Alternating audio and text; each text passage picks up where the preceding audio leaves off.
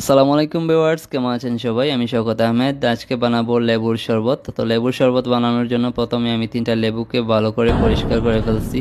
পরিষ্কার করে একটা কাটিং বোর্ডের মধ্যে সুন্দর করে সাইজ মতো কেটে ফেলছি। আপনারা ঠিক এইভাবেই কাটবেন, কাটলে আপনার লেবু থেকে রসটা খুব ইজিলি ভাবে আপনি চিপতে পারবেন।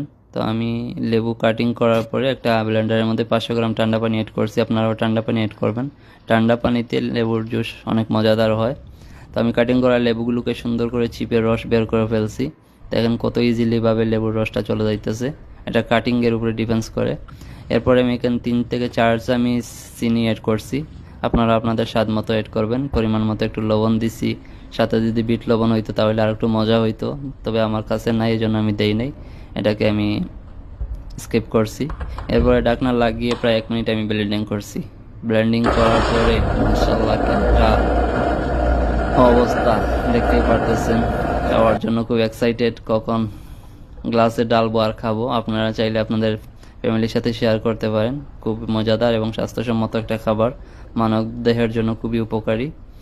যদি আমার ভিডিওটি ভালো লাগে তাহলে লাইক, কমেন্ট, শেয়ার দিতে ভুলবেন না এবং ফলো দিয়ে পাশে থাকবেন।